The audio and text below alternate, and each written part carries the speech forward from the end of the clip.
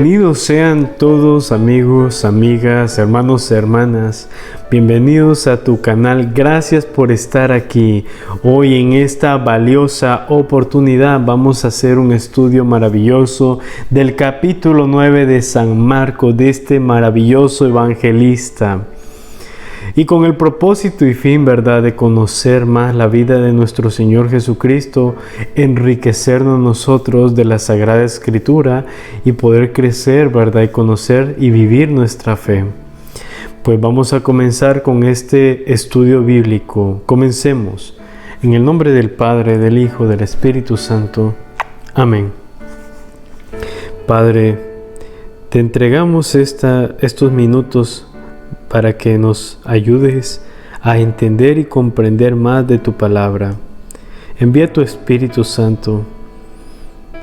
Creemos en ti, Señor, que puedes tocar nuestro corazón en este momento.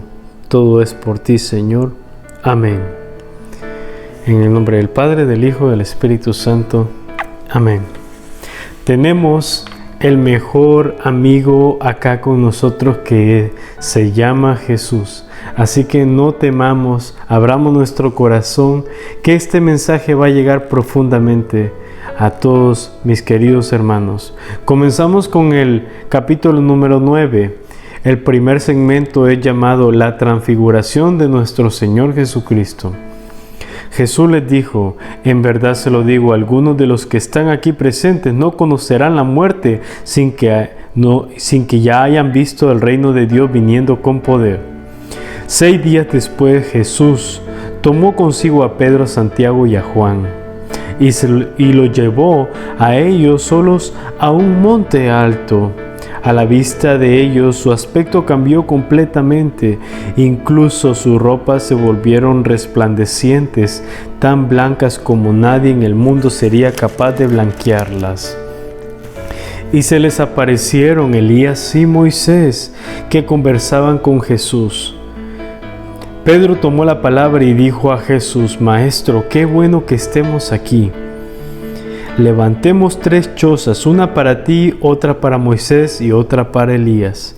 En realidad no sabía lo que decía, porque estaban aterrados. En eso se formó una nube que los cubrió con su sombra, y desde la nube llegaron estas palabras: Este es mi Hijo, el amado, escúchenlo. Y de pronto, mirando a su alrededor, no vieron ya a nadie, solo Jesús estaba con ellos. Cuando bajaban del cerro, les ordenó que no dijeran a nadie lo que habían visto, hasta que el Hijo del Hombre resucitara de entre los muertos. Ellos guardaron el secreto, aunque se preguntaban unos a otros qué querría decir eso de resucitar de entre los muertos. Este es el primer segmento de este capítulo 9 de San Marcos, queridos hermanos. Es muy profundo este primer segmento porque habla de la transfiguración del Señor Jesucristo.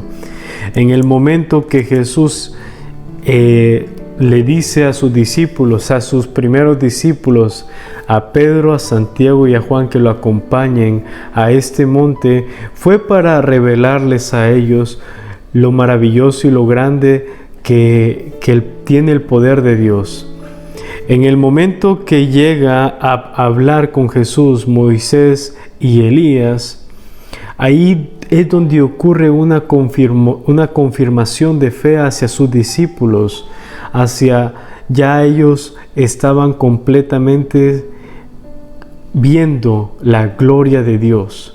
¿Por qué?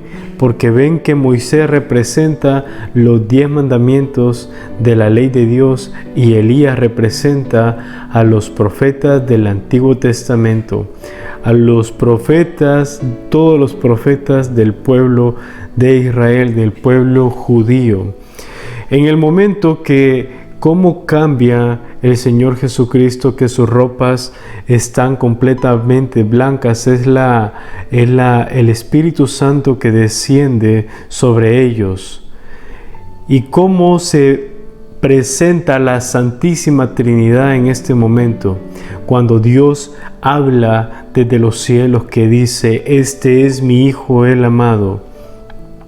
Aquí podemos ver la Santísima Trinidad, los antiguos profetas y los 10 mandamientos de la ley de Dios y el poder resplandeciente de Dios, dando a conocer el secreto y el proyecto secreto que Dios tiene con la humanidad para reconciliarlos a todos los pueblos paganos, al pueblo elegido por Él, al pueblo judío. ¿Y cuál es este proyecto secreto? Es que nuestro Señor Jesucristo vino al mundo a morir por todos nosotros para unir a todo el mundo, al pueblo elegido, a todos los pueblos paganos y ponerlos en una sola línea para que pueda crearse la nación de Dios, que la nación de Dios es universal, es gigante. Este proyecto secreto se lo viene a confirmar Moisés y Elías, lo viene a confirmar el Dios Padre, Dios omnipotente y el Espíritu Santo para que lo conozcan sus discípulos y puedan continuar con este ministerio para preparar esos corazones que van a ser los pilares fundamentales para la iglesia de Cristo Jesús, el cual es Pedro, Santiago, Juan, evangelistas, apóstoles, y recordando que Pedro es la piedra donde Jesucristo va a edificar su iglesia, y en este momento están confirmando la fe de Pedro. Pero ahí no termina todo. Continuamos con el segundo segmento, que dice así: la vuelta de Elías. Entonces le preguntaron, ¿no dicen los maestros de la ley que Elías ha de venir primero? Jesús les contestó, ya lo sabemos, Elías viene primero y deja todo reordenado, pero ¿por qué dicen las Escrituras que el Hijo del Hombre sufrirá mucho y será despreciado? Yo se lo digo, Elías ya ha venido e hicieron con él todo lo que quisieron, tal como de él estaba escrito. En realidad hablan todos los judíos, todos los fariseos, todas estas personas tenían una creencia y una profecía, la cual habla que el Hijo del Hombre, el Mesías, el Hijo de Dios, iba a llegar al mundo para poder salvar al mundo entero, para poder reconciliarlos, pero no lo reconocían porque Jesucristo llegó a la tierra y no lo reconocieron la mayoría, que Él era el Salvador, el Emmanuel, el Dios con nosotros, el Yeshua, el Todopoderoso, Jesucristo nuestro Señor. Entonces estaba escrito y estaba profetizado por Isaías que iba a sufrir, iba a ser llevado al matadero como cordero para poder perdonar los pecados del mundo entero y poder darnos la reconciliación y la nueva oportunidad de vida eterna con Dios. Muchos no lo creían, muchos lo creían, pocos creyeron en Jesús. Así que en su ministerio, en su iglesia, comienza con 12 hombres, comienza con pocas personas, pero al igual hasta este tiempo miramos que hay miles de millones que a partir de ese momento impactante, cuando nuestro Señor Jesucristo fue llevado a la crucifixión y entregó su espíritu y su vida, Él la entregó, no se la quitaron, Él la entregó por la vida y el amor para todos nosotros. Continuamos con el tercer segmento, que se llama Jesús sana a un joven epiléptico. Cuando volvieron a donde estaban los otros discípulos, lo encontraron con un grupo de gente a su alrededor, y algunos maestros de la ley discutían con ellos. La gente quedó sorprendida al ver a Jesús corriendo a saludarlo. Él les preguntó sobre qué discutían ustedes con ellos. Y uno del gentío le respondió, Maestro, te he traído a mi hijo que tiene un espíritu mudo.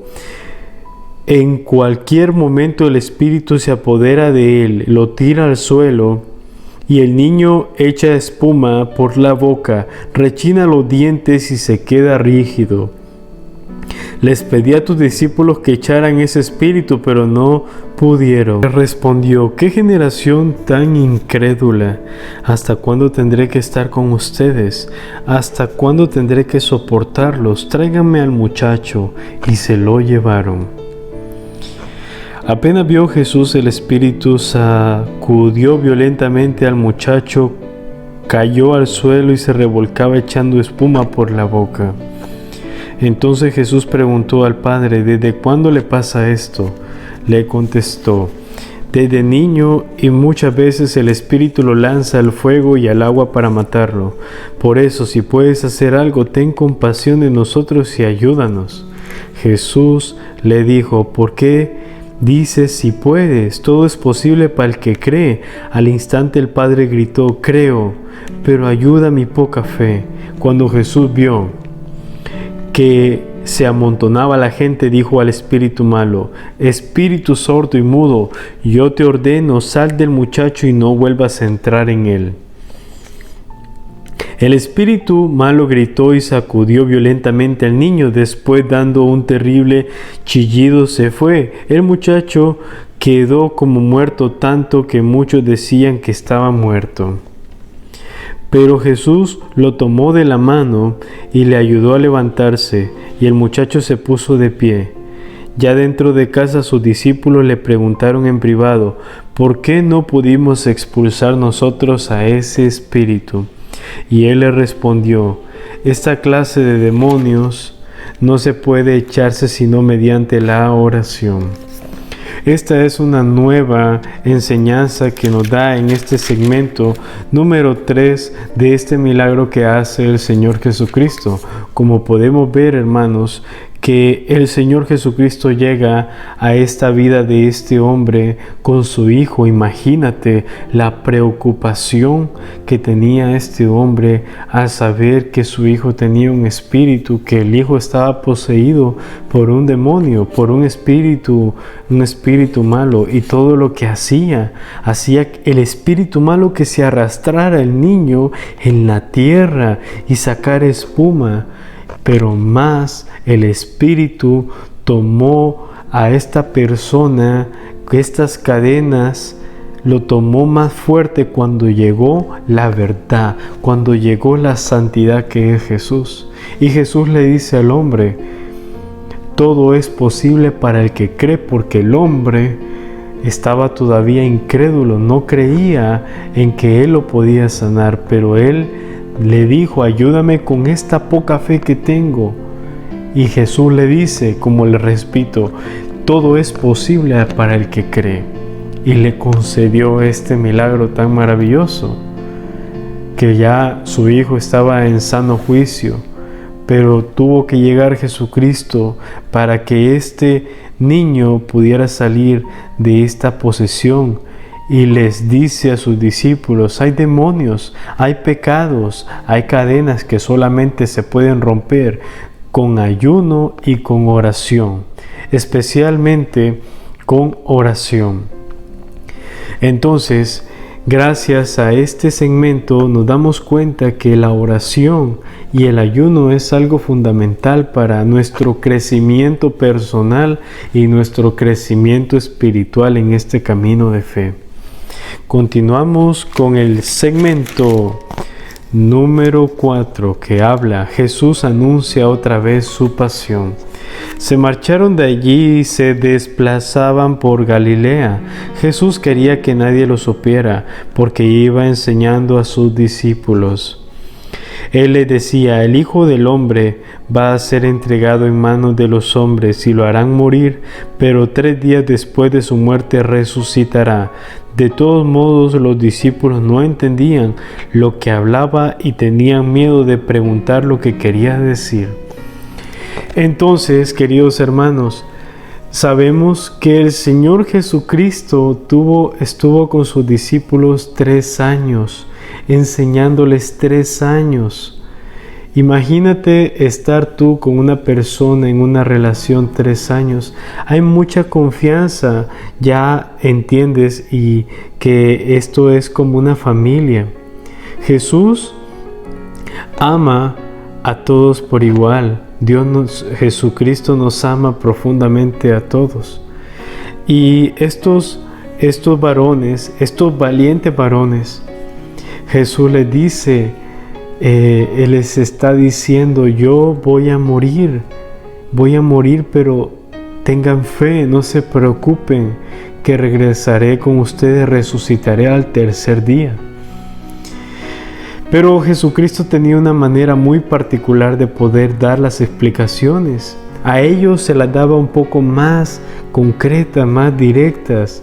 A las demás personas les hablaba con parábolas para que pudieran escudriñar, para que pudieran profundizar.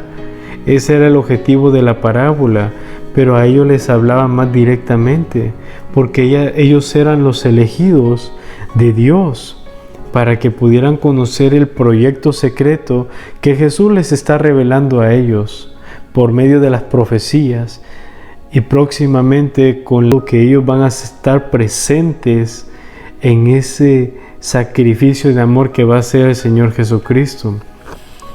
Continuamos con el segmento. Habla que dice, si alguno quiere ser el primero. Llegaron a Cafarnaúm y una vez en casa Jesús les preguntó de qué venían discutiendo por el camino. Ellos se quedaron callados, pues había discutido entre sí sobre quién era el más importante de todos. Entonces se sentó, llamó a los 12 y les dijo, si alguno quiere ser el primero, que se haga el último y el servidor de todos. Después tomó a un niño, lo puso en medio de ellos, lo abrazó y le dijo, el que recibe a un niño como este en mi nombre, me recibe a mí, y el que me recibe no me recibe a mí, sino que el que me ha enviado. Juan le dijo, Maestro, hemos visto a uno que hacía uso de tu nombre para expulsar demonios y hemos tratado de impedírselo. ¿Por qué no anda con nosotros? Jesús le contestó, no se lo prohíban, ya que nadie puede hacer un milagro en mi nombre y luego hablar mal de mí. El que no está contra nosotros está con nosotros. Y cualquiera que le dé de beber un vaso de agua porque son de Cristo, yo les aseguro que no quedará sin recompensa. En este segmento hablan que están discutiendo los 12 discípulos quién va a ser el primero de todos ellos, quién va a ser el líder. Pero Jesús les dice, es que Jesús venía con un propósito tan especial. Él nos viene a dejar el amor, la igualdad, que no nos sintamos ninguno más que otro. El amor de Dios viene para todos igual. Dios no ama más a una persona que a otra. Dios nos ama a todos por igual. Y Él dice en su sagrada palabra, el que quiera ser el primero debe ser el último para servir a los demás. De esa manera vas a ser el primero. El Señor Jesús tenía una manera tan especial de explicar las cosas porque Él siempre ponía la humildad, el amor. Y habla también cómo los discípulos ven a diferentes personas que están hablando de Jesucristo y Jesús les dice, no se preocupen ustedes que son mis elegidos. Cualquier persona que habla de mí y no habla cosas malas de mí está con nosotros, pero quien habla en contra de Jesucristo está hablando en contra del ministerio de Jesucristo, no está con Cristo. Entonces Él les dice, dejen lo que ellos hagan lo que están haciendo, no se lo prohíban, porque quien habla bien de mí no vuelve a hablar algo en contra de nuestro Señor Jesucristo. Así que, hermanos, podemos también agregar un dato muy importante a este segmento, como por ejemplo los hermanos protestantes, las iglesias protestantes. las sectas protestantes. Ellos están hablando siempre en contra de lo que dejó el Señor Jesucristo en su santa y única iglesia, que es la Iglesia Universal, la que fue fundada en Pedro en el año 33 en Jerusalén. Entonces, todo el que hable a favor de lo que Él deja, que Él dejó a nosotros en el mundo, toda persona que hable a favor de su iglesia estará con Cristo, pero quien hable en contra de su iglesia está en contra de Jesucristo. ¿Estamos claros en eso? Prácticamente. Vamos a hablar en el segmento número 6, que habla y dice: si tu ojo es ocasión de pecado, sácatelo. Este segmento está muy interesante. El que haga caer a uno de estos pequeños que creen en mí, sería mejor para él que le ataran al cuello una gran piedra de moler y lo echaran al mar. Si tu mano te está haciendo caer, córtatela, pues es mejor para ti entrar con una sola mano en la vida que ir con los dos al genema, o sea, al infierno, al fuego que no se apaga.